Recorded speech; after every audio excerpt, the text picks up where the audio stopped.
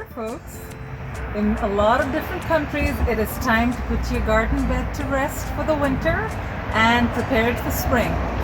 In places like where I live, Northern California, we are blessed with temperate weather and we can actually plant through the winter. So I'm going to show you not just how to put your bed to rest, but also give you one more step where you can actually plant in this bed while letting it go to rest underneath, okay? Lovers, this is Tara, and it's my desire to help you grow a better garden by teaching you tips and tricks and techniques that I've learned along the way. So I would love it if you subscribe to my channel, and if you find value in this video, please do click that like button and share it with your fellow gardeners. So let's get to it. Let's get this bed all ready for the winter so that it's working for you while the months are slowing down, and then when spring ramps up again, you are ready to rock and roll with your spring garden. All right? So if you take a look at this bed, I actually had some beautiful corn that I planted in this raised bed, and as you can see, I've kind of chopped it and kind of just let it sit here for the last couple of months or so. And what I'm going to be doing is a really easy step which will not involve any cleanup at all, right? So all of this organic matter, it's going to break into your soil. One thing that I will do is I'm going to actually smooth it out, flatten it out. I'm actually going to add some amendments to it. So let me show you what I'm going to be adding. Now I'm going to show you just the example of what I'm doing, but you've got other choices as well. Over here, I've got some compost that I actually purchased. So this one is made up of mostly broken down wood chips, as you can see. And to that, I'm going to add a super secret ingredient, and that is alfalfa meal. Now this is very high in nitrogen, and it's going to help these wood chips decompose even further over the 3 months, 4 months, whatever that this bed is resting. And I'll tell you a little secret, guys. This particular fertilizer is something that you can get really cheap. It's an organic fertilizer, and I got it from the feed store. So if you've got a local feed store, something like this, where I live in the United States, California, my local feed store sells a 50-pound bag. That's about, I don't know, something like 22 kilos for $15.99. That's a great deal. And if you take a look at the organic fertilizers that you get, the really high-priced ones that you can get from the big box store, you'll notice a lot of them contain alfalfa meal as one of the main ingredients. So yeah, save some money, go to your local feed store, buy yourself a bag of alfalfa pellets and use that to amend your beds for the winter. All right? So I'm going to go ahead, and what I'm going to do is I'm just going to level this out using this compost. So let me go ahead and put this layer of compost and then sprinkle in some of that, and then we'll get to the next step. But one more thing, before you do that, one step that I have already done is I have wet this down thoroughly.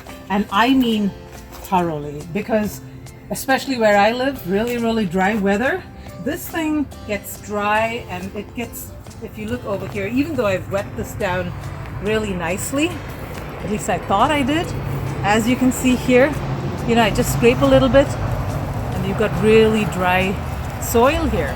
So I've got to wet this down some more, but I'm going to go ahead and put that compost on, and then I'm going to wet it again. All right? You can stop it now. Okay, folks, so there you have it.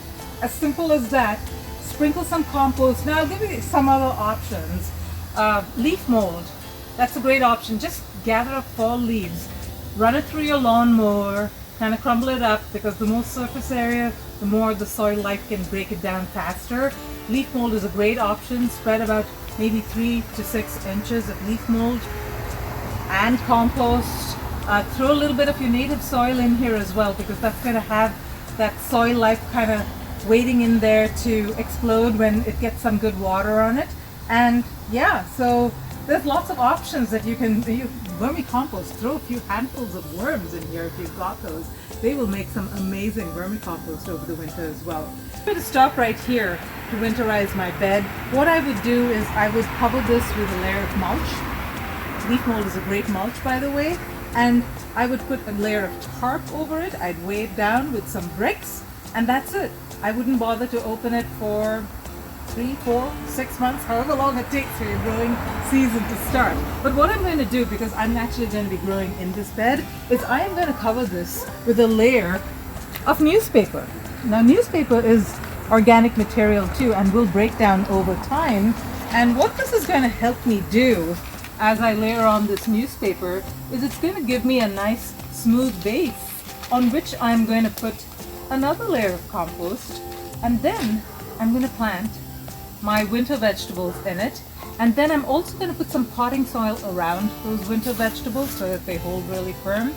And then there you have it. Voila, your winter garden is planted. All right, so I'm going to go ahead and do that right now.